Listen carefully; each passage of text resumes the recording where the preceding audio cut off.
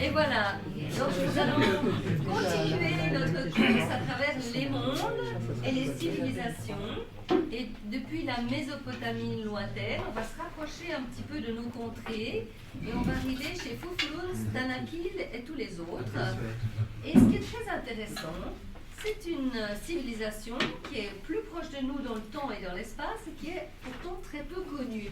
Et Marie-Josée Stelling, qui est ici, qui a un long cursus à travers la biologie, les transfusions sanguines et toutes sortes de choses très scientifiques, est une passionnée depuis son jeune âge du monde étrusque. Et le monde étrusque est certainement une suite du monde sumérien. Et c'est pour ça que je l'ai invité ce soir, parce que c'est vraiment le rôle suite, de la femme. oui, c'est la suite dans le temps.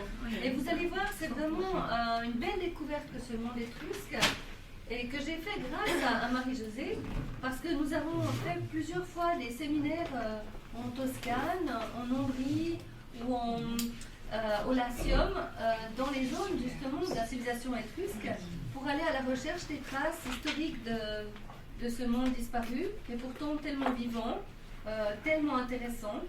Et nous prévoyons un prochain voyage cet automne, en octobre, près de Cortona, pour poursuivre nos découvertes de ce monde étrusque.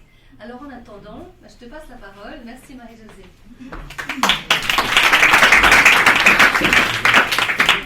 Je m'assieds parce que c'est plus agréable et puis j'ai la petite flèche pour vous montrer les choses importantes. On va voir.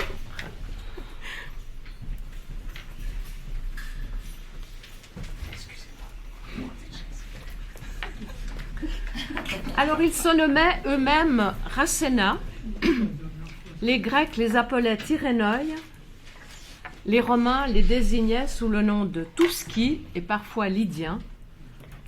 Vous avez deviné, ce sont les Étrusques, au sourire énigmatique. C'est Apollon de Véies. Leur territoire fut la Toscane, bon là, on voit un peu, l'Ombrie au centre et le Latium.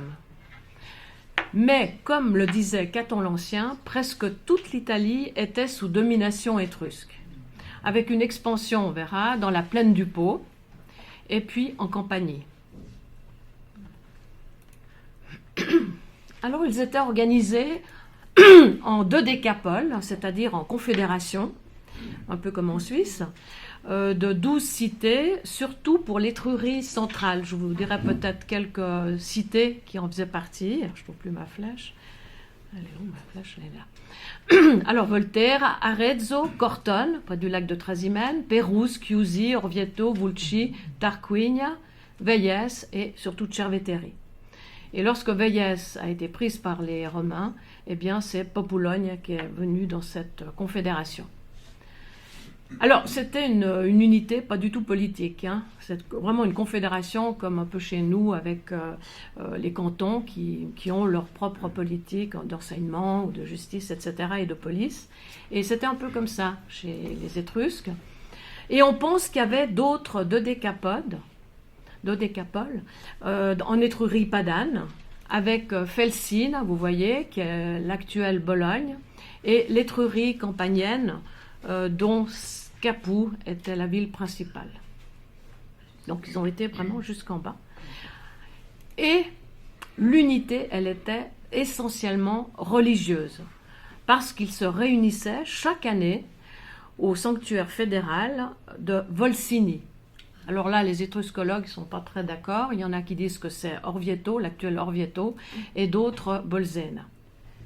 Mais on n'a pas encore retrouvé, malheureusement, ce sanctuaire fédéral qui a été totalement détruit par les Romains. Alors, la particularité étrusque, c'est en fait, on n'a pas beaucoup d'écrits, pour ainsi dire pas. On va voir, on en a quelques-uns, mais très courts. Et la connaissance de cette civilisation, elle est surtout indirecte par les historiens grecs, latins, qui déforment parfois la réalité. Par exemple, Tite-Live ne parle jamais des défaites romaines par rapport aux Étrusques. Alors, c'est Hérodote, je vous donne quand même quelques noms. Hérodote d'Halicarnasse, qui vivait donc en Italie, au 5e siècle, avant Jésus-Christ. Caton l'Ancien, qui a beaucoup écrit. Cicéron, qui avait des amis étrusques.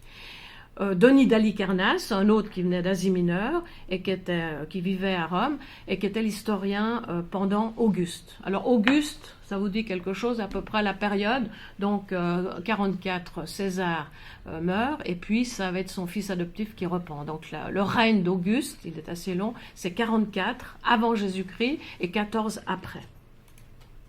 Tite-Live, qui a beaucoup écrit sur les Étrusques, Sénèque aussi. Et puis, un fan des Étrusques, c'est l'empereur Claude. Alors, l'empereur Claude avait épousé, il avait épousé plusieurs femmes, dont Agrippine, Messaline, Agrippine l'a tuée. Et la première femme de Claude était étrusque. Et bon, il avait vraiment il adore les Étrusques. Alors, il a écrit 20 volumes, des énormes volumes, Tyrénica, donc. Malheureusement, tout a été brûlé. Alors, on a l'habitude de diviser la période étrusque qui a duré à peu près 10 siècles en différentes périodes suivant l'origine. On va voir un petit peu, je vais faire ça un peu court quand même. Alors, d'abord, il y a une période proto-villanovienne. Et là, je suis partie du XIe siècle avant Jésus-Christ, mais les étruscologues actuellement poussent l'arrivée des Étrusques vers 1200, donc XIIe siècle avant Jésus-Christ, juste après la période du bronze. Une période villanovienne, du 9e au 8e siècle, et c'est une période du nom de Villanova, qui était une ville justement de l'Étrurie padane, près de Bologne. Et chaque cité, c'est au nord, Villanova, mais chaque cité, même du sud, on découvre encore actuellement des nécropoles villanoviennes, par exemple à Orvieto, à Cerveteri. Donc il y a à chaque fois une période villanovienne dans les cités étrusques. Période orientalisante, de 720 à 580. Alors orientalisante, parce que vous allez voir après, avec les objets que j'ai choisis, il y a beaucoup de motifs d'Orient, mais travaillé à la méthode étrusque. Et puis la période archaïque, classique, hellénistique, c'est un petit peu, comme vous voyez en bas, on a pris les termes un peu qui caractérisent la civilisation grecque. Alors, chose étonnante, c'est que, vous voyez, pendant les siècles obscurs de la Grèce, vous avez quand même deux périodes intéressantes, époque villanovienne et orientalisante chez les Étrusques. Donc, on dit souvent que les uns ont copié les autres, mais là, vous voyez, ils étaient déjà bien présents. Et puis, alors, l'apogée de la civilisation étrusque, c'est vraiment le 6e siècle avant Jésus-Christ. Donc 500 et quelques. Il y a les rois tarquins, on verra après, à Rome. Donc au point de vue politique, ils ont la bataille navale contre les Phocéens qu'ils vont gagner. Et puis au point de vue expression de l'art, c'est splendide. Mais pour les prêtres étrusques, eux, ils savaient que leur civilisation n'allait durer que 10 siècles. Je crois que c'est une des seules civilisations où eux savaient déjà, peut-être les Mayas aussi, savaient qu'ils allaient vivre un laps de temps. 10 siècles, c'est déjà pas mal. Et pas forcément de 100 ans. Les premiers siècles étrusques, ils ont même 120, 140 ans. Alors souvent, ce sont des événements exceptionnels qui clôturent un siècle, comme la mort violente de César en 44 avant Jésus-Christ, qui met fin au 9e siècle étrusque, ou celle de l'empereur Claude, tout aussi violente, en 54 après Jésus-Christ, qui marque la fin du Xe siècle étrusque. Donc il y avait une sorte de fatalisme étrusque. C'est peut-être pour ça que des fois ils ne combattaient pas trop, ils n'allaient pas tellement protéger les cités voisines contre les Romains.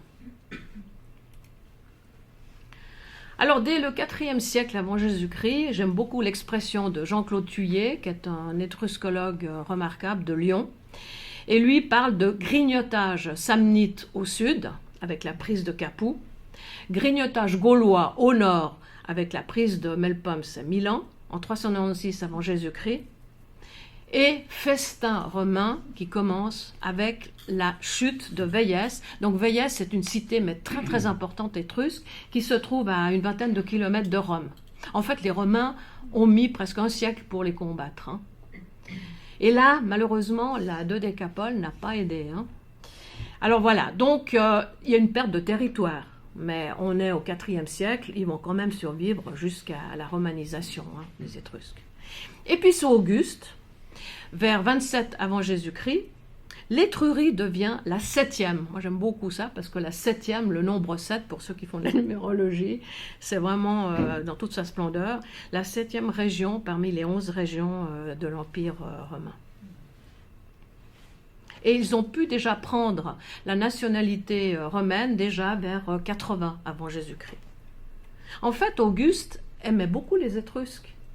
Et il avait un ami très cher qu'il appelait son émeraude d'Étrurie. Et c'était Mécène.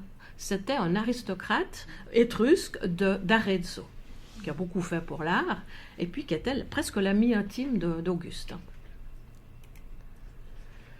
Alors cette civilisation, bon, elle est mystérieuse, elle reste énigmatique sur 2 points, sur l'origine et sur la langue.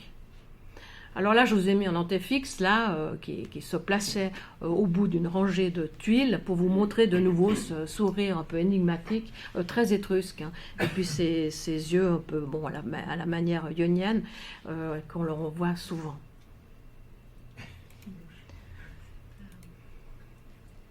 Alors, l'origine des Étrusques, là, il y a plusieurs pistes. Je vais passer vite parce qu'après j'en reparle. La piste lydienne d'Asie mineure, la piste grecque de l'île de Lemnos, la piste nordique et la piste autochtone. Alors, concernant la piste lydienne, en Asie mineure, hein, un peu plus bas que Troie, Hérodote, donc 5e siècle, on a vu, dit « Suite à une grande famine, et après avoir tiré au sort par le jeu des dés, ils arrivèrent en Ombrie, où ils fondèrent des villes, ils quittèrent leur nom de Lydiens pour prendre celui du fils de leur roi, le nom de Tyrénien, d'où Tyrsénoï, Tyrénoï. » Alors admirez la belle amphore, là, attique, bon ça c'est une amphore qu'on a trouvée en Italie, mais qui vient de Grèce, et puis des dés, ils jouaient énormément, il y a énormément de dés dans les nécropoles, hein. La piste grecque. Alors la piste grecque fait partir en fait des Pélages, peuple de la mer, on peut dire que c'est des Phéniciens, peut-être en tout cas vous voyez, des rivages du Liban.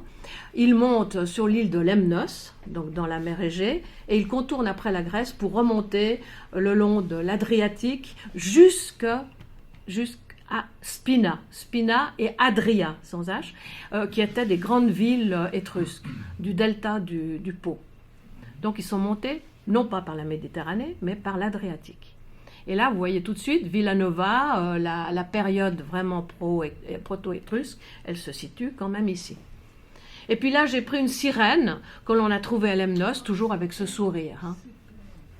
Et puis, comme vous le savez, dans l'Antiquité, les sirènes n'avaient pas une queue de poisson, mais un corps d'oiseau. Pour eux, c'était l'âme. Bon, il y a beaucoup de choses. La piste nordique. Alors c'est Tite-Live qui appuie cette hypothèse septentrionale concernant l'origine des Rètes. Des Rètes qui donc peuplent de l'Italie du Nord et de la Suisse grisonne, où l'on parle, vous savez, le romanche et puis aussi un peu l'italien, un peu le suisse allemand, qui selon lui seraient des Étrusques barbarisés. Alors d'autres pensent qu'ils viendraient des sphères hyperboréales, puisque les lettres étrusques ont servi en fait à la base de l'écriture runique. Alors là, je vous ai mis forcément des tumuli qu'on avait vus à Uppsala, en Suède, et qui rappellent un peu les tumuli, forcément des nécropoles de Cerveteri. Alors la piste autochtone. La piste autochtone, Denis d'Halicarnasse, lui, dit que le peuple étrusque serait issu de multiples peuples italiques, sans rupture entre les sites villanoviens et les sites étrusques. Donc il formerait vraiment une ethnie étrusque. Alors c'est la thèse actuelle des étruscologues italiens. Mais une étude en 2007, parue donc quand même dans l'American Journal of Human Genetics, effectuée sur l'étude mitochondriale des vieilles familles de Murlo, de Voltaire et de Casentine, hein, donc dans la Toscane vraiment profonde, ont montré une similitude avec les gens de l'Asie mineure et même de l'Anatolie. Voilà, donc le débat reste ouvert. On pourrait même rajouter une hypothèse sumère, parce qu'il y a beaucoup de points qui viennent de là. Alors le mystère, encore un deuxième mystère, c'est le mystère de la langue étrusque. Ce n'est pas une langue indo-européenne, c'est une langue justement agglutinante. Et puis là, j'ai mis comme le finnois, le turc, le hongrois, j'espère que c'est juste. Hein. Et puis l'alphabet, par contre ils ont un alphabet, voilà. Alors est parfaitement lisible et on va voir, il dériverait de l'alphabet grec archaïque des Eubéens. En fait, ils faisaient commerce, les Étrusques, avec les Grecs de Pitthécus. Tout le monde sait que Pitthécus, c'est l'île d'Ischia, hein, dans le golfe de Naples. Alors voilà, les Grecs de Pitthécus étaient arrivés peut-être vers 750 avant Jésus-Christ. Alors bon, les Étrusques ont pris leur alphabet, puis ils l'ont modifié au cours du temps, et aussi selon les régions d'Étrurie. Et puis ils ont ajouté au 5e siècle, avant Jésus-Christ, le F, parce qu'il manquait un F, ils en avaient besoin, et ils ont mis un 8, c'est un genre de 8. Alors c'est très pratique, parce que dès que vous avez une inscription funéraire, vous dites, tiens, bah, c'est avant le 5e ou après le 5e, dès que vous voyez un 8. Alors voilà, au centre, je vous ai mis l'alphabet archaïque. Et puis, bon, là, il le fait partir du 7e siècle, mais on sait que vers 700, ils avaient déjà l'alphabet, les Étrusques. Et puis, les inscriptions un peu plus récentes, jusqu'au 1er siècle avant Jésus-Christ. Après, il n'y a presque plus d'écrits étrusques. Alors, il n'y a pas de O, il n'y a pas de D. Ce qui est intéressant, c'est les S, parce qu'après, vous aurez un exercice pratique. Alors, les S, il y en a plusieurs, à petites jambes. Et puis, malheureusement, il y a un S avec des M, un grand M, là, ici. Alors ça, vous allez voir, ça prête à confusion avec le M, qui est comme ça.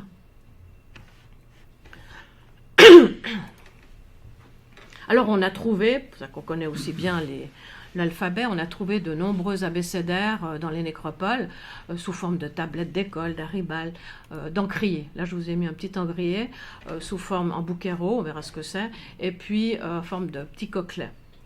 Alors ici, l'alphabet sur le coquelet se lit de gauche à droite, vous voyez. Hein.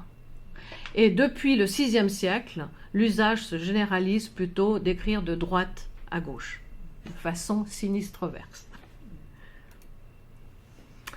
Alors, on a trouvé à peu près 10 000 inscriptions étrusques. C'est énorme par rapport à la durée concernant les inscriptions grecques ou latines. Il y a beaucoup plus d'inscriptions étrusques, en fait. La plupart sont très courtes, limitées à des dédicaces aux divinités ou à des épitaphes. Alors là, je vous ai choisi la chimère, qui est un énorme bronze qu'on peut admirer au musée de Florence, et qui représente donc la chimère avec le corps, vous voyez le corps de lion, la queue de serpent, et puis la tête qui sort une tête de chèvre. Et cette chimère a été trouvée à l'époque des Médicis, en 1500 et quelques, et puis ils ont pris l'objet pour eux. Puis après, ils l'ont remis quand même au musée qu'ils ont créé à Florence. Et puis sur la patte, là, vous lisez, donc comme on est, bon là je n'ai pas mis la date, mais comme on est après le 6e siècle, on lit sinistre-verse, donc c'est T-I-N, Tins, et puis le fameux M-S, Tinsville, qui veut dire « je suis dédié au dieu Tinia ». Alors le dieu Tinia, c'est le dieu suprême dans le panthéon étrusque, c'est l'équivalent du Zeus, du Jupiter bien après. Et puis, il y a plusieurs exemples. Là, c'est un bronze, un pois, grand comme ça, en bronze et en plomb, et que l'on a trouvé dans un temple, le temple de Pyrgi à Tchervétéry. Donc, le Tchervétéry et Tarquinia sont déjà dans le Latium. Hein. Et puis, c'est un texte quand même relativement long. Alors, on a déchiffré. Là, vous voyez, là, je vous ai mis là. Donc, sur la première ligne, au milieu, ça veut dire Turmsal. Alors, Turms, c'est le dieu, l'équivalent de Hermès, le dieu Hermès ou plus tard Mercure. Et en fait, là, il a la fonction du dieu du commerce, hein, puisqu'il s'agit d'un poids, un poids qui mesure certainement des denrées ou des offrandes au sanctuaire. Il y a Herclé. Alors, Herclé, c'est aussi intéressant parce que Herclé était presque une divinité. Voilà, c'est ici. Herclé. C'est une divinité très importante dans le panthéon étrusque. Et puis, il y a un dénommé Silate. Silate, c'est comme le ministre. Alors, il y a son nom en dessous. C'est le ministre de l'époque, un peu tyran, de Cerveteri, qui a offert ce poids au sanctuaire. Al, c'est Dieu. Al, c'est Dieu. Comment? Al. Où c'est que vous voyez? Alt? Non. Non. Tournesal? Je ne sais pas. Parce que c'est Al, je ne sais pas. Là, ils n'ont pas mis la traduction. Si c'était sale, ce sera un nombre. Alors, vous voyez que c'est agglutinant, parce que justement, il y a des mots qui se collent les uns aux autres. Là, il n'y avait pas de traduction. Là, on a mis du temps déjà pour trouver l'endroit où il se trouvait. Hein. Vous voyez, il le met au milieu. Et puis alors, il n'y a pas de ponctuation. Donc, il faut trouver le mot dans le texte. Et puis, c'est toujours en minuscule. Hein. Il n'y a pas de majuscule. Hein. Vous voyez, il y a une ponctuation, je crois, avec des points de temps en temps. Parfois, oui. Et puis là, alors, je vous ai mis une formule onomastique qu'on trouve très fréquemment. C'est un SIP. Voilà, donc avec le prénom, le gentilice et le patronyme. Alors, Well, Soutnas, Larcé. Et puis là, je vous ai mis que Larcé. Et en fait, c'est pour vous montrer que ça, c'est typiquement Cerretin, donc de Cerveteri. C'est le S sifflant de l'endroit. Et puis là, c'est splendide. Donc, c'est une didascalie vous allez voir, de fonctionnelle. En fait, c'est un miroir qui représente la naissance de Minerva, donc Athéna, Minerve. Elle sort toute armée de la tête de Tinia. Et ici, vous avez Tinia. Tinia, donc on voit ici, donc Tinia, le fameux Zeus, Jupiter. Et puis ici, vous avez quelqu'un d'autre, c'est Sethlans.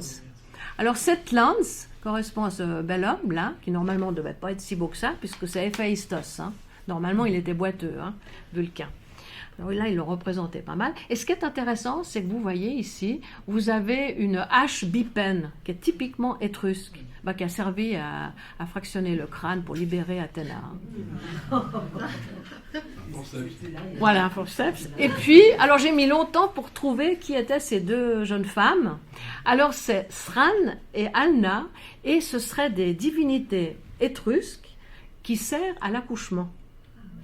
Del parto, donc qui assistent aux naissances.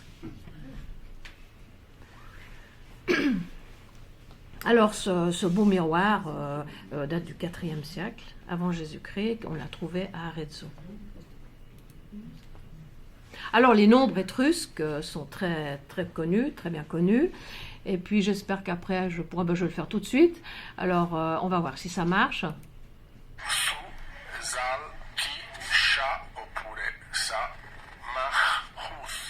Voilà, je répète. Alors, c'est sous, sal, qui, c'est drôle, hein, qui, c'est pas le chi italien, c'est qui, sa, oppure ou sha. Marhus. Alors, on sait les nombres, on connaît ces nombres par le fait que souvent, ils écrivaient sur les dés carrément les premiers nombres. Et c'est comme ça qu'on connaît. Mais les Étrusques font pas comme tout le monde. Vous voyez, ils ne respectent pas forcément la règle des 7. Vous savez que sur les dés, il y a des points, et puis la somme des points de deux faces donne toujours 7. C'est ce que faisaient, en tout cas, sur les dés classiques égyptiens et grecs. Alors les Étrusques, non. De temps en temps, c'est une règle de 3. 1 plus 2, 3. 6 plus 3, 9. 3 plus 4, 9. Mais n'empêche que le fait d'avoir écrit sur pas mal de choses comme ça, on connaît maintenant les nombres. On connaît même aussi les nombres, soi-disant, les lettres romaines, qui ne sont pas si romaines que ça, puisqu'elles deviennent des Étrusques. Alors, exercice pratique. Alors là, c'est une inscription sur une urne qui date du IIe siècle. Alors, comment je vais lire? Comme c'est IIe siècle, c'est à partir du VIe siècle, c'est Sinostra, on va lire de droite à gauche. Alors là, vous avez AU, O, l'EQ, L, RIL, et puis un chiffre. Alors le chiffre, on voit tout de suite, c'est bien 35. 1, 2, 3, plus le 5 comme ça. Et RIL, suivi d'un nombre, c'est toujours mort à l'âge de. Ça, on a, par déduction, à force d'en voir sur ces inscriptions funéraires, on en a déduit ça. ril. Et puis ol, c'est certainement olé, parce que les Étrusques mettaient beaucoup d'abréviations sur les pierres. Je pense que c'était difficile des fois d'écrire, de tailler sur la pierre. Alors c'est olé, et puis elle, c'est certainement lars, ou laris, ou l'art. Et l'écu, c'est le gentilis. Et là, les lécus, on sait qu'il y en a eu qu'à Voltaire, pas dans d'autres cités. Et O, c'est quoi? O. Alors ça, c'est olé. Alors ça, c'est le prénom. On a vu avant. Donc prénom, excusez-moi. Prénom, gentilis, et puis là, c'est le patronyme. On a vu avant sur le CIP. En fait, c'est facile à lire, hein. Vous voyez? Alors, on a essayé après d'avoir des écrits un peu plus longs. Alors, je vais vous en montrer 3.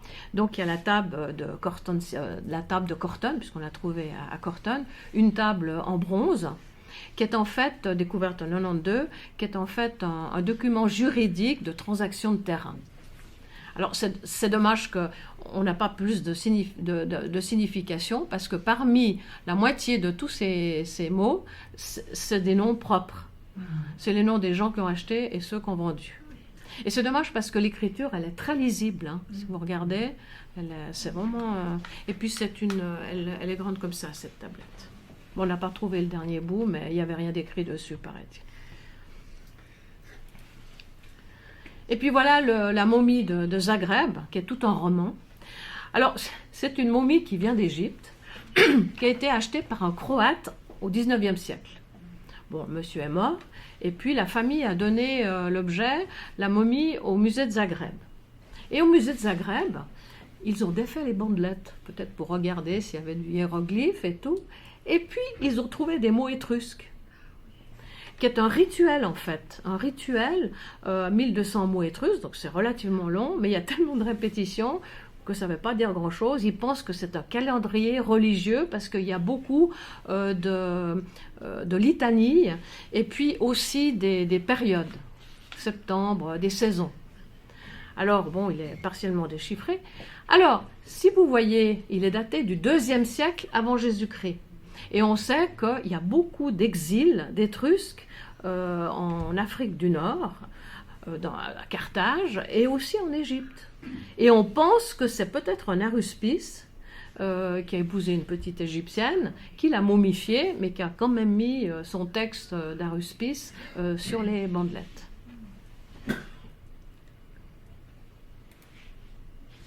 Et puis voilà les fameuses plaques en or de Pyrgi. Donc Pyrgi étant l'endroit où il y avait tous les sanctuaires près de Tchervétéry. C'est vraiment un des sanctuaires les plus importants d'Étrurie, qui a été découvert en 1960. 2 sont en étrusque, là vous voyez, les 2 premiers là, et puis le 3e en punique. Et on s'est dit, mais c'est fantastique, on va comprendre l'étrusque, et malheureusement, ce n'est pas une traduction simultanée. C'est un hommage à Ouni, à Héra, au Junon, pour les Étrusques, et à Astarté pour les Puniques. Alors, pour la petite histoire, on a retrouvé ces plaques qui n'ont pas été volées parce qu'elles ont été cachées au fond d'un puits à Pyrgi. Et la personne qui les a cachées a enroulé les petites bandelettes et a même placé les clous qui ont servi à fixer ces bandelettes, ces lamelles d'or, sur la porte du temple, les a cachés avec ces 3 plaques. Alors certains disent peut-être c'est quand même des Romains, parce qu'ils adoraient Junon. Alors ils se sont dit tiens, on va peut-être pas toucher. Voilà, ça m'étonnerait. Hein. Je dirais plutôt que c'est quand même des Étrusques qui ont dû cacher la chose. Donc la lecture est facile. On a un dictionnaire maintenant à peu près de 300 mots en étrusque, et puis la compréhension reste difficile. On attend de découvrir la fameuse inscription type Rosette, en grec, en latin et en punique. Alors on sait, par les auteurs grecs et latins, que les Étrusques écrivaient beaucoup, mais sur des supports aussi fragiles, sur des tuiles. Hein. Il y a la tuile de Capoue, il y a beaucoup de choses, et sur des bandelettes de lin. Et eux n'ont pas été recopiés comme l'ont été les Grecs ou les Latins par les copistes après la fin de l'Antiquité.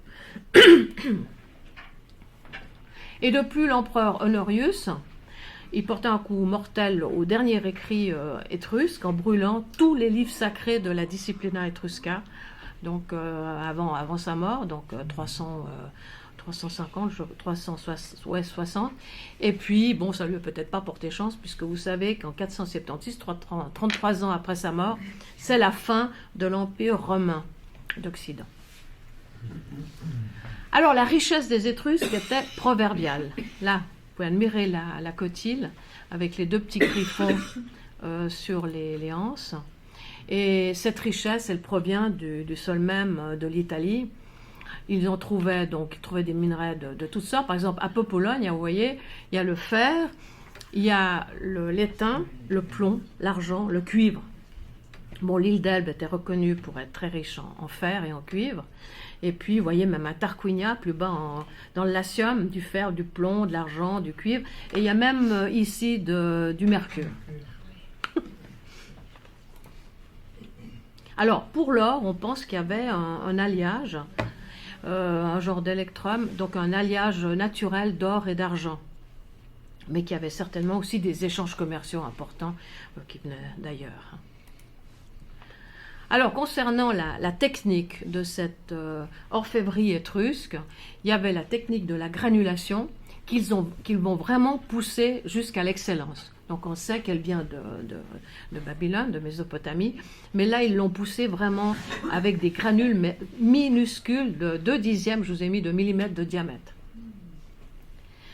Le filigrane et le repoussé. Alors le repoussé, on verra après quelques exemples, soit par martelage, donc manuel, soit par estampage où c'est reproductif. Alors là c'est intéressant parce que vous avez 2 fibules de 2 périodes différentes. La première, c'est la période villanovienne, on est au 9e siècle, avant Jésus-Christ. Et Qu'est-ce que c'est qu'une fibule? Alors, une fibule, c'est une épingle qu'on met, qu'on fixe sur le... Voilà. Par exemple, les prêtres étrusques n'avaient pas des habits cousus, c'est un peu comme dans la Bible, ils avaient une fibule pour attacher leur manteau. C'est décoratif, mais je vais vous expliquer là, c'est aussi pour mettre sur c'est une fibule d'apparat qui est immense là. Alors, concernant la fibule du 9e siècle, vous voyez qu'elle est très géométrique. Ça, c'est typique de la période villanovienne. Donc, très épurée. Et puis celle-ci, donc 450, c'est l'époque orientalisante, donc avec les motifs orientalisants, forcément les griffons, de filigrane, vous le voyez là, et puis il y a une 50aine de petits canards.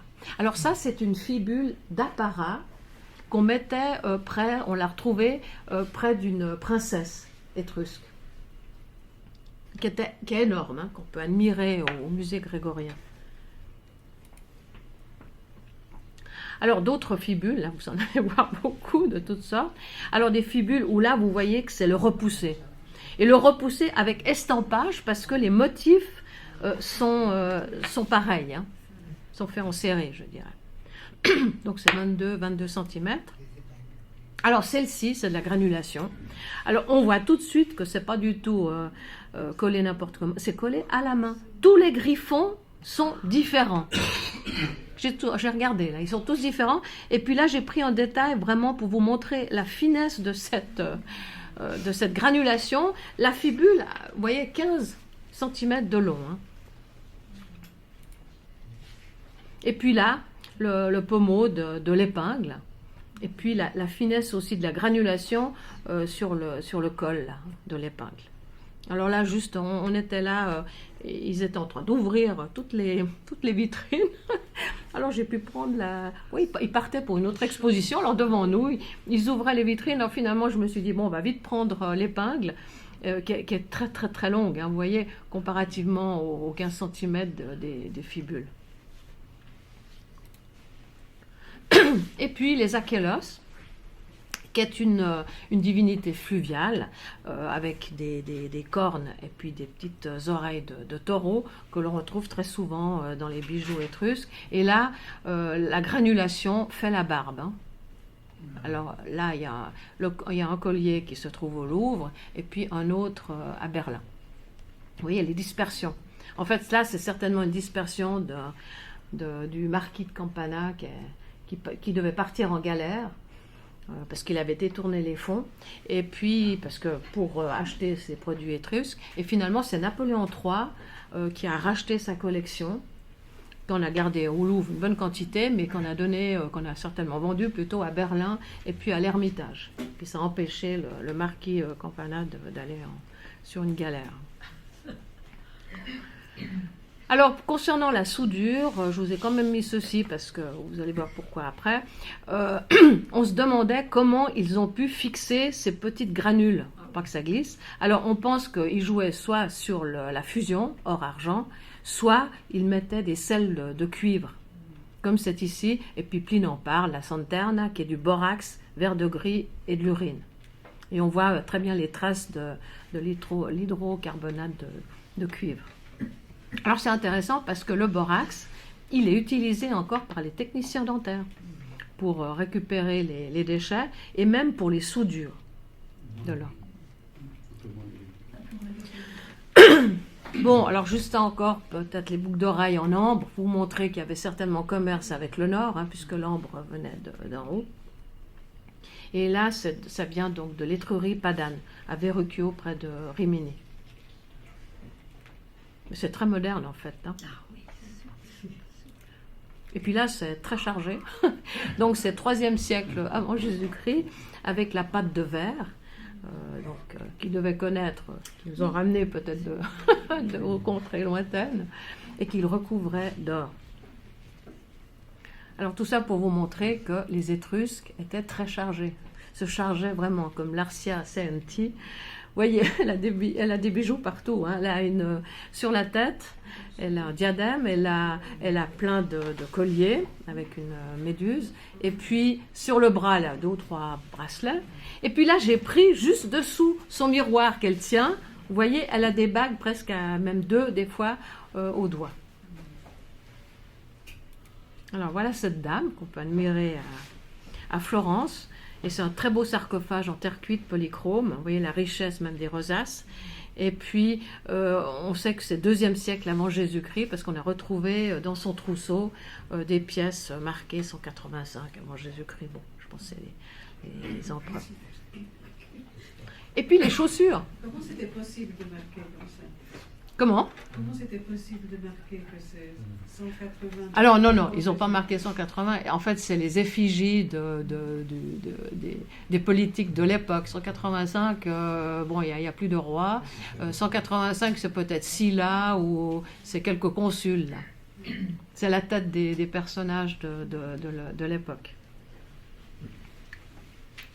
Alors, admirez les chaussures parce que, en fait, ils avaient déjà une grande renommée. Bon, on est en Italie, les chaussures italiennes sont toujours là.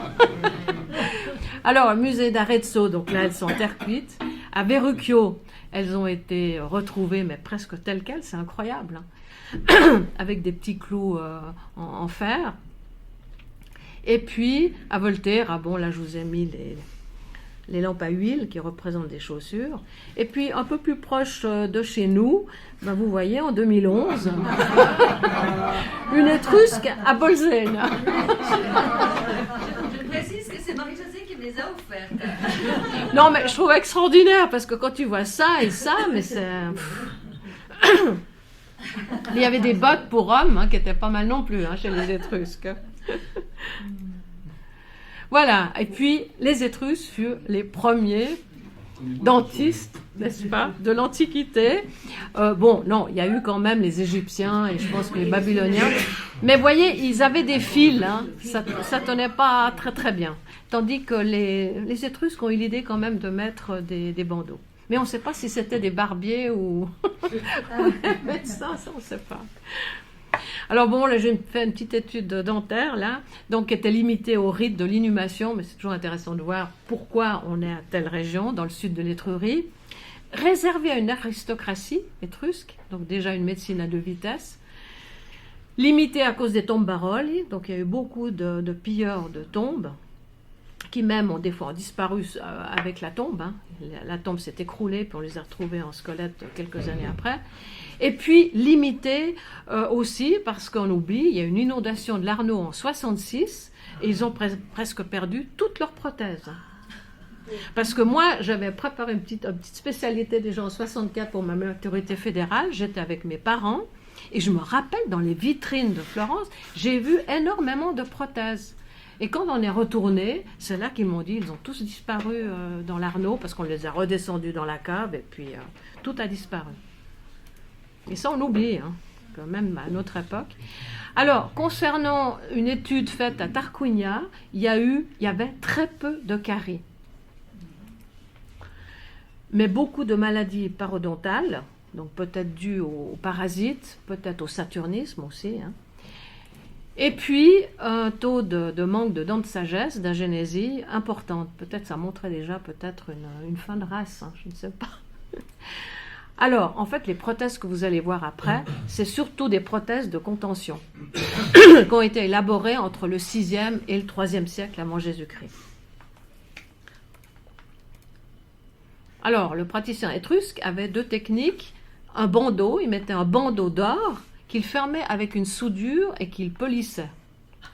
Et la soudure, on ne la voit absolument pas. Vous voyez ? Et puis, entre les dents, il mettait une entretoise. Alors, c'est extraordinaire, hein.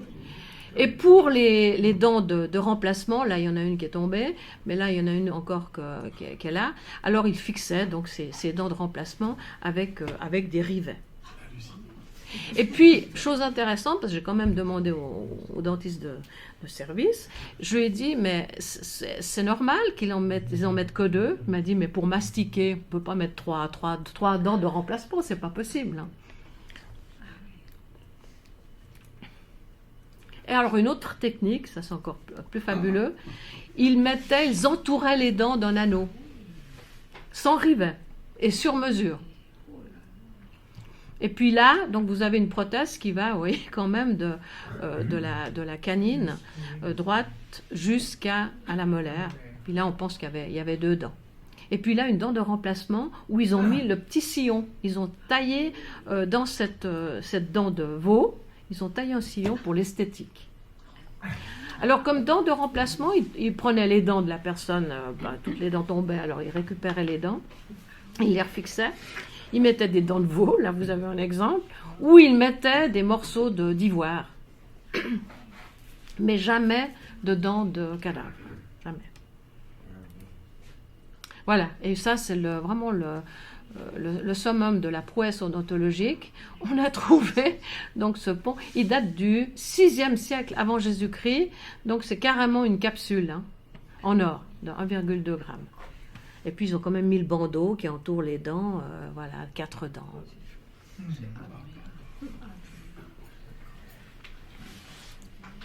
Et puis voilà, je terminerai avec ce crâne-là de Chiusi, où là, il n'y a pas de dents de remplacement, mais il y a quand même 8 dents, et qui tiennent toujours, hein, après 2400 ans.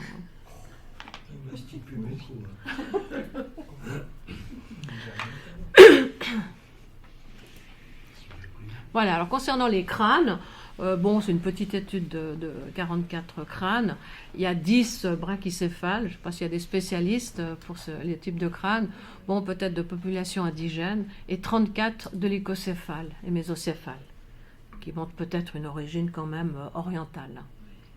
Voilà, alors Nicolas a pris une photo là dans des crânes au musée de Corton, alors de Lycos, soit qu'il a été peut-être écrasé, je ne sais pas. Mais il a quand même toutes ses dents. Alors, concernant les groupes sanguins, c'est quand même ma spécialité, il y a une petite étude en 58 qui a été faite par SIBA, et ils ont trouvé des groupes A et groupes B plus élevés que la normale. Alors là, ça ne nous avance pas tellement non plus, parce que vous savez que l'antigène B, le gène B est plutôt d'origine orientale, et puis A, c'est plutôt autochtone européen.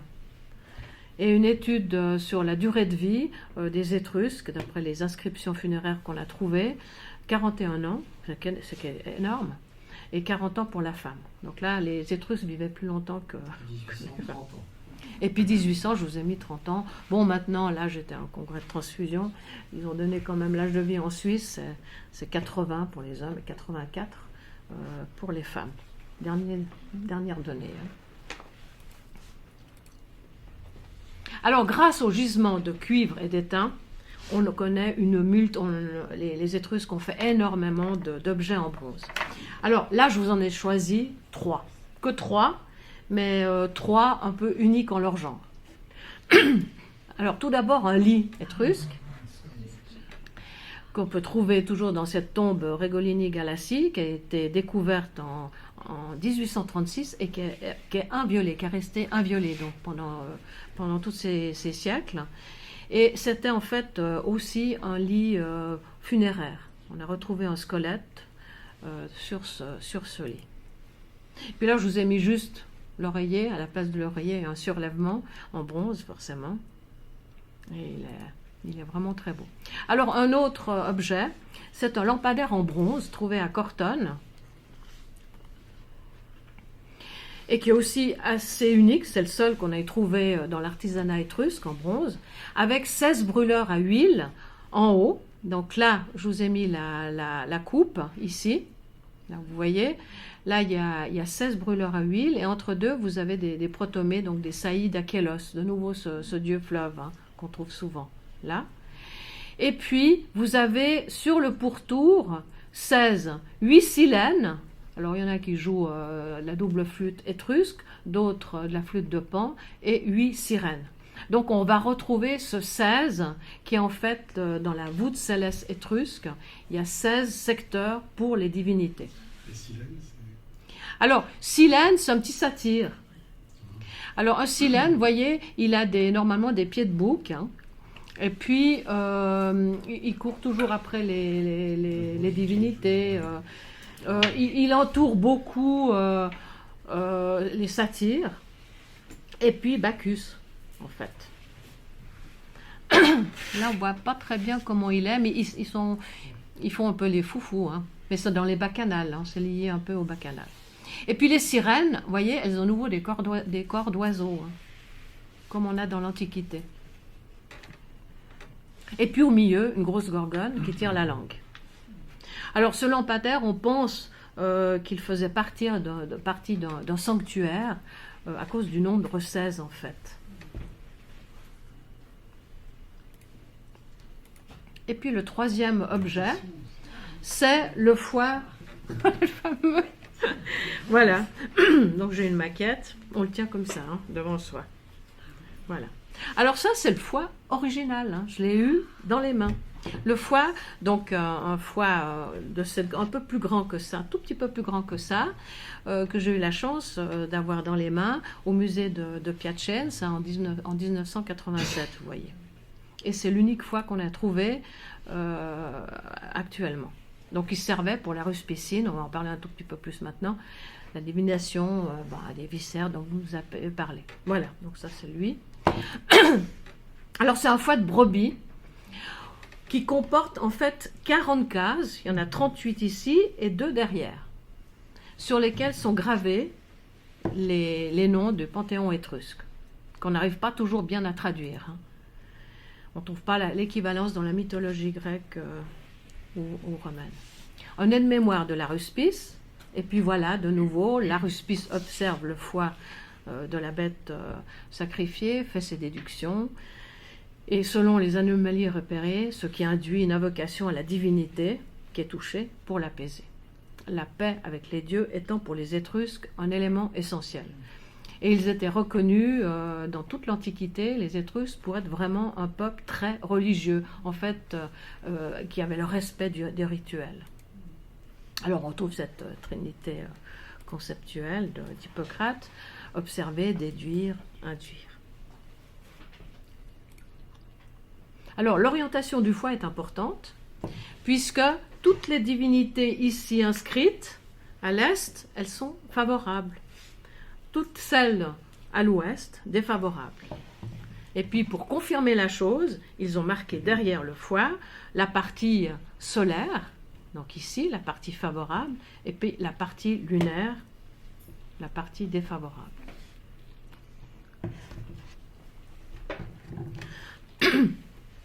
Alors bon, je vous ai mis quand même, attention, cela ne veut pas dire forcément que droite est favorable, gauche défavorable.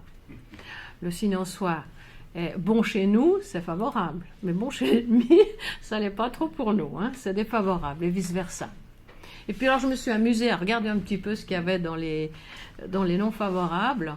Alors, il y a des divinités, on ne sait pas très bien la relation, mais il y a Coulsens. Alors là, je trouvais intéressant. Coulsens, c'est vraiment le nom étrusque hein, de Janus. Et bon, le gardien des portes des enfers, qui a deux têtes, en fait, qui a deux significations. On regarde vers la terre, le ciel, bon, la verticalité, comme on disait, le passé, l'avenir. Donc là, il y a à creuser. Hein. Et puis là, je vous ai mis le foie pour les Étrusques. Je ne sais pas s'ils disaient vraiment le sentiment, c'était le lieu des sentiments, mais en tout cas, pour eux, c'était le centre de la vie. Et puis, sur la vésicule biliaire, ils ont mis Neptune. Alors, c'est intéressant de voir quand même. Voilà. Alors, si vous allez à Plaisance, vous avez une maquette où ils expliquent, ils ont tout décortiqué, sorti toutes les inscriptions qu'ils ont trouvées sur les différentes parties. Et puis, juste pour vous parler là, ici, 1, 2, 3, donc sur la partie la plus favorable, ici, vous avez le nom de Tinia. Donc en fait, voilà, le patriarche du Panthéon est inscrit, et puis suivi de sa femme Unie, juste après. Et puis on retrouve de nouveau le chiffre 16 cases qui est autour des divinités importantes. Bon, alors j'ai mis la filiation avec les aruspices babyloniens. On a trouvé un foie, mais pas du tout inscrit, un foie étrusque en terre cuite, à Falérie, près de Veillès. Et puis là, juste pour vous rappeler, Tinia, donc j'ai mis très peu de dieux étrusques. Tinia, donc est cité 3 fois. Et c'est intéressant parce qu'il a un nom un peu féminin. Tinia, alors que Uni, c'est plutôt... on pourrait discuter aussi là-dessus. Donc Junon. Et elle est citée qu'une seule fois. Et en fait, c'est la seule divinité féminine qui est citée sur le foie. C'est étonnant parce que Minerve est très importante dans le panthéon étrusque, mais elle n'est pas du tout citée sur le foie. Et puis ce fameux Fouflouns, qui est un nom très étrusque, qui fait partie de mon exposé, et qui est le dieu de la nature, de la joie. Et vous savez comment il est né, vous vous rappelez un peu, parce qu'on parle... Oui. Voilà. Donc il est né de la cuisse de Jupiter. Je me suis posé la question, tiens, Athéna.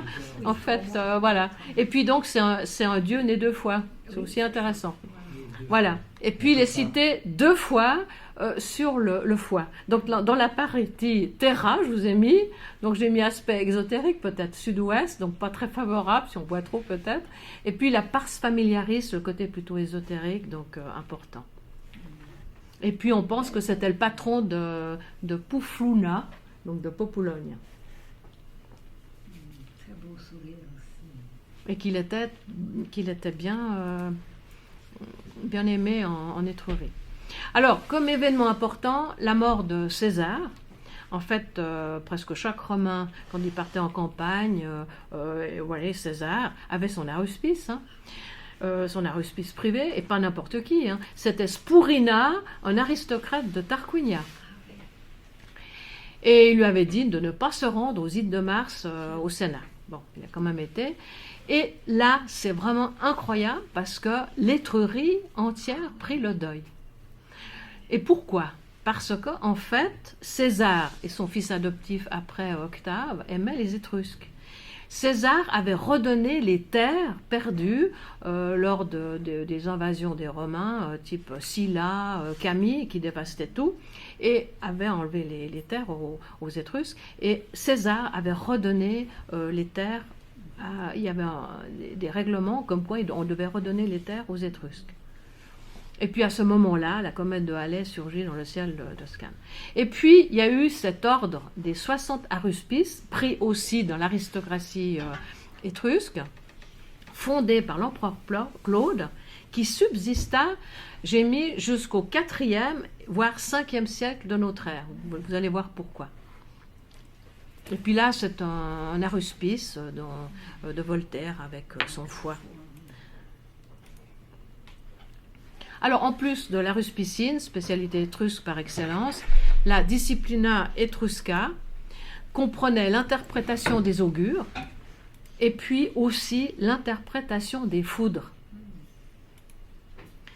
Ce qui fait dire à Pline, parce que Pline a beaucoup parlé de ça, des foudres étrusques, et lui avait fait même des schémas. Vous voyez, on retrouve ce schéma avec la partie à l'est Pars Familiaris et la partie à l'ouest Hostilis. D'où l'importance de ce nombre 16. Et puis, parole de Sénèque, donc il y avait aussi des amis étrusques. Alors là, c'est assez subtil. Entre les Étrusques, les plus habiles des hommes dans l'art d'interpréter les éclairs, et nous, il y a une différence. Nous pensons que l'éclair jaillit parce que des nuages sont entrés en collision. Eux croient qu'il y a eu collision pour permettre à l'éclair de jaillir.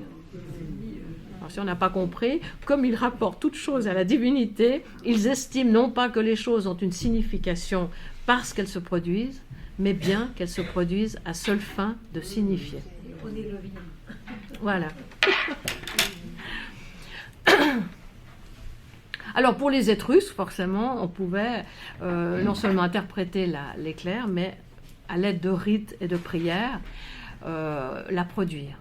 Et là, on a retrouvé une inscription Aruspex fulguriator, à ne pas confondre avec Tinia fulgurator, qui lui jette les foudres, la comicile.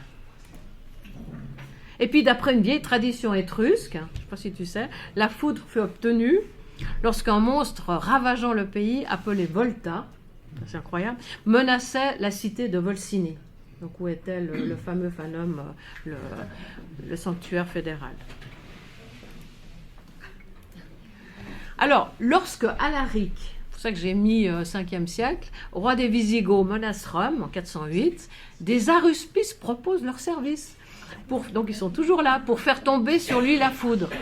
Bon, Alaric prend Rome, moyennant finance, mais meurt quelque temps après d'une fièvre subite. Alors on ne sait pas trop si... Et puis, alors chose étonnante, j'ai trouvé ça, que Saint Augustin, donc évêque d'Hippone, c'est près d'Annaba, donc d'Algérie, lorsqu'il était étudiant, il reconnaît être allé consulter un aruspice alors qu'il s'apprêtait à participer à un concours de poésie. Ça, c'est un... Ouais. Ah ben oui.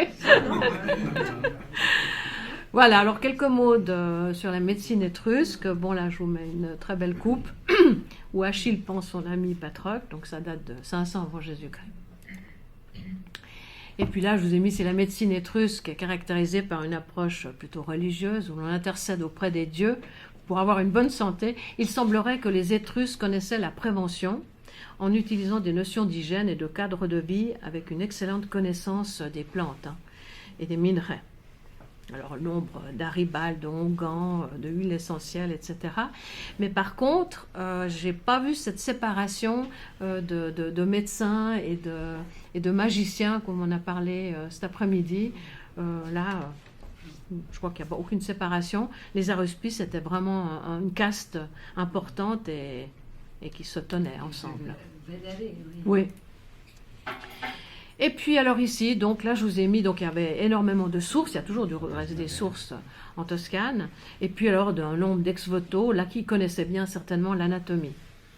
Alors bon, et puis fréquente parce qu'il y a beaucoup d'ex-voto fabriqués vraiment en série, avec des pathologies peut-être répétitives. Bon là j'ai mis un utérus, un sein, puis un petit zizi. Et là je l'ai trouvé, alors ça c'est chose étonnant, j'étais au musée grégorien, au Vatican. J'étais un peu surprise parce qu'on n'en voit pas beaucoup. Et puis, alors ce buste. Un buste anatomique qui date du IIe siècle avant Jésus-Christ, donc qui vient de Vulci, donc c'est vraiment dans la Toscane, près de Boulogne, et qui se trouve au Louvre. Et en fait, c'était l'objet de prédilection du docteur Pierre Découfflet, qui était chirurgien à Paris pendant la Deuxième Guerre mondiale. Il a fait une thèse de 500 pages. Il a travaillé, pour ainsi dire, presque 7 ans sur le sujet. Et lui, il dit que ce n'est pas un ex-voto, et moi je pense qu'il a raison, mais une terre cuite destinée à enseigner l'anatomie aux Étrusques. Certainement parce que les ex-voto sont toujours isolés. Il n'y a jamais le buste entier, comme si on venait d'inciser pour montrer les organes. Tu me dis, hein, parce que je ne sais pas à quelle heure on a commencé. Écoute, il faudrait qu'on finisse vers et 20 et 25. D'accord, On j'arrive. va dire qu'on soit tous dehors à la nuit. À la nuit, d'accord. Alors, tu as quelle heure? Alors, moi j'ai Edith. Edith, moi, tu me fais signe, mais je crois que j'arrive. Hein, parce que normalement, j'ai minuté. Alors là, je vous ai mis les poumons, bon, les poumons en haut, le cœur. Et le cœur, on le voit avec ventricule et oreillette. On ne voit pas sur la photo, mais c'est vraiment séparé. Bon, le lobe gauche du foie, la vessie, je vous ai mis les choses principales. Et c'est fabuleux, ça. Il y a 28 organes, donc il a dénombré 28 organes. Hein. Et puis, forcément, comme à Sumer, là, dans l'Antiquité, donc la femme étrusque, vous voyez ces trois images de la délicatesse de l'homme, je trouve, avec sa dame étrusque. Alors, elle était individualisée par un prénom et possédait ses biens propres. Elle avait une place importante dans les nécropoles. Elle avait son mot à dire et souvent le dernier. On va voir avec Tanakil. Et participait à toutes les activités publiques. Et ce qui faisait dire à Théopompe les médisances suivantes. Chez les Tyréniens, les femmes prennent grand soin de leur corps et souvent se montrent nues. Elles sont buveuses et fort belles à voir. J'étais un peu jaloux. Hein. Et puis là, je ne vous ai pas mis la suite parce que ça me fait rougir. Hein. Donc elles avaient beaucoup d'enfants, mais on ne sait pas trop bien de quel mari.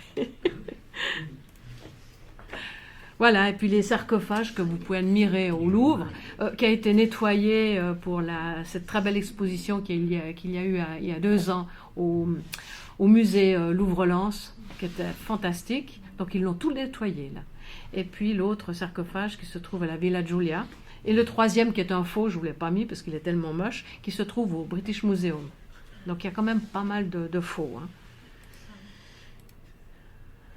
Et puis le rôle de Tanakil. En fait, Tanakil avait épousé Lucomon, qui était un fils d'émigré. Et comme ça se passait déjà à l'époque, elle s'est dit, fils d'émigré, il n'aura aucune chance à Tarquinia, donc il faut qu'on parte. Alors elle l'a poussé à partir sur Rome, et sur le chemin, il y a eu le prodige de l'aigle. Alors un aigle est venu, pas n'importe quel oiseau, est venu soulever le chapeau de son mari, et quelques minutes après, le reposer sur le chef de son mari. Alors elle s'est dit, en tant que pure étrusque, elle a compris tout de suite le présage et le prodigue. Alors elle s'est dit, il faut qu'on y aille. Et effectivement, il devint le premier roi, Tarquin l'Ancien, donc vous voyez, 607, donc à peu près 6e siècle. Et pour les uns, là c'est très flou, hein. Pour les uns, il a suivi tout de suite le roi Sabin, pour les autres, le premier roi de Rome. En fait, la date de la fondation de Rome, elle n'est pas très exacte, hein, comme on l'apprend à 753 avant Jésus-Christ. Mais là, c'est toute une autre conférence. Hein. Alors, ce fut un grand roi. Alors, il fonda la ville avec un plan d'urbanisation. Ça, c'est très étrusque. Il draina les vallées autour de Rome. Ça aussi, c'est étrusque, parce qu'ils étaient des hydrauliciens incroyables. Et puis, il a construit le cirque Maximus. Là, je vous ai mis un char étrusque. Et où va se pavaner après Néron et toute la bande. Et il a été assassiné par les fils d'Ancus Marcius. Et sa femme, Tanakil, a caché sa mort pendant un certain temps. Pourquoi? Pour placer son beau-fils. Tarquin, qui va devenir Servius Tullius, le 2e roi étrusque. Alors lui, il a fait toute une réorganisation politique et puis une muraille d'enceinte de Rome. Alors lui a été également assassiné par sa fille, qui a vraiment encore roulé sur le char, avec son char sur son père. Et puis c'est le petit-fils de Tarquin qui reprit le flambeau en devenant le 3e roi étrusque. Donc vous voyez, ça couvre à peu près tout le 6e siècle. Alors Tarquin le Superbe, lui, a construit le grand collecteur d'égouts. Ça aussi, c'est étrusque, hein, vraiment. C'est des constructions vraiment d'origine étrusque. Et puis, des temples capitolins. Alors, malheureusement, il y a eu un scandale en 509.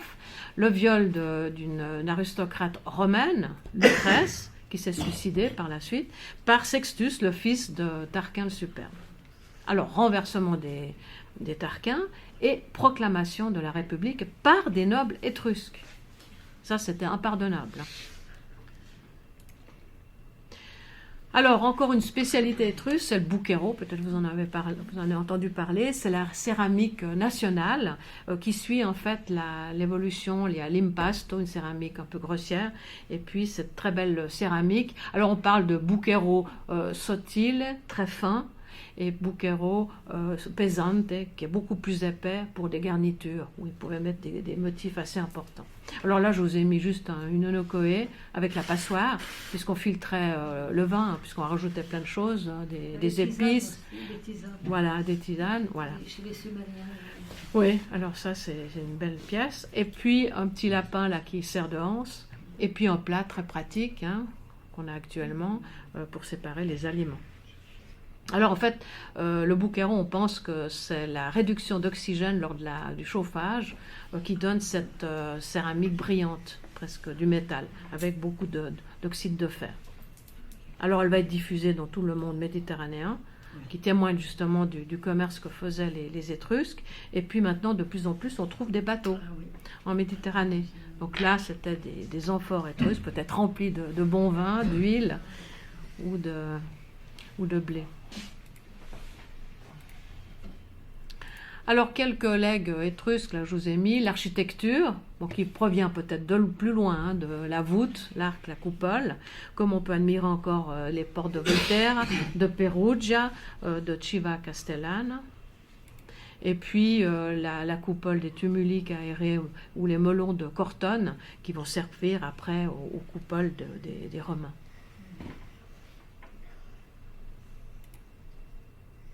Et puis pour l'urbanisme, les Romains vont utiliser après, lorsqu'ils fondent une cité, ils vont utiliser le mode, ils disaient le mode étrusque.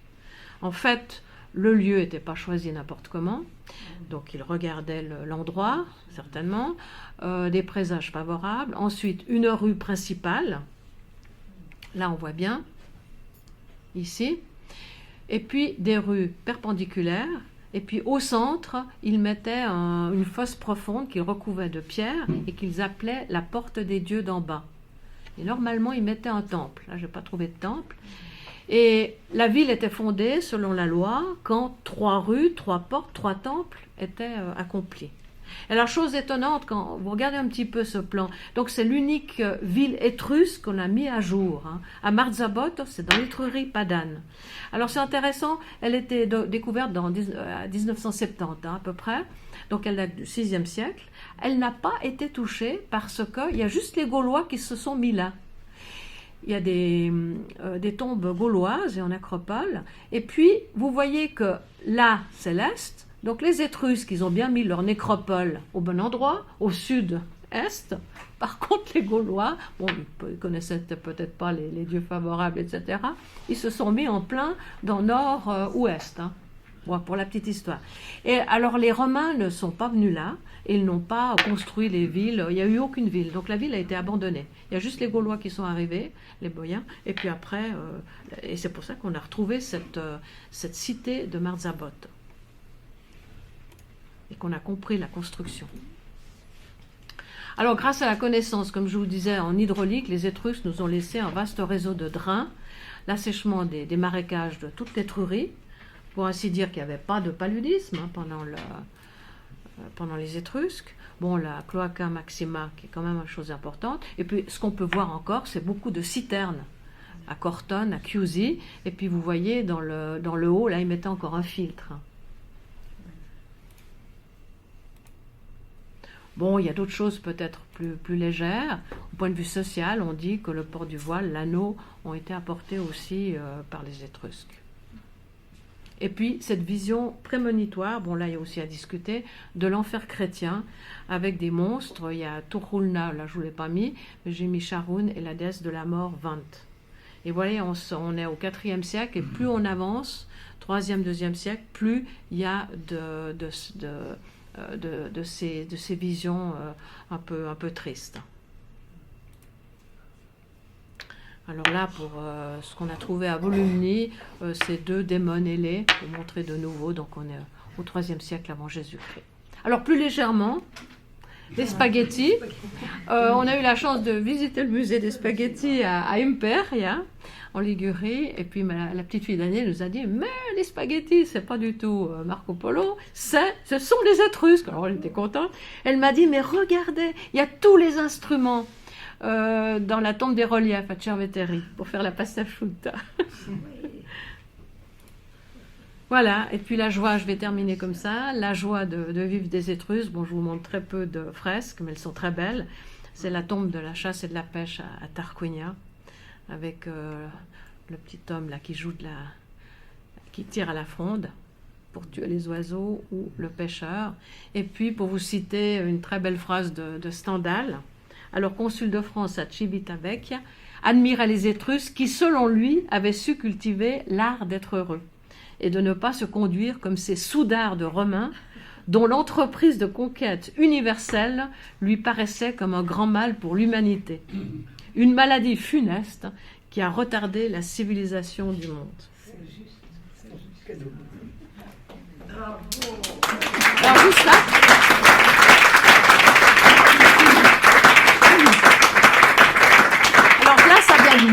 ça vient de moi, c'est plus court. J'ai mis ce peuple étrusque énigmatique et attachant, nous a transmis un legs important et dans de nombreux domaines. Et ce peuple certainement initié va renaître des siècles plus tard avec le faste de la Renaissance en Toscane, sur les terres mêmes où il avait brillé. Et du temps et de la persévérance, il attend sa consécration. Et puis voilà un petit clin d'œil pour Estavayer-le-Lac, où on habite.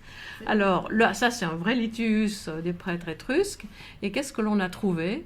Saint-Nicolas de Myre, dans une petite chapelle qui protège les pêcheurs du naufrage, qui arrivent vers le château d'Estavayer avec son sceptre.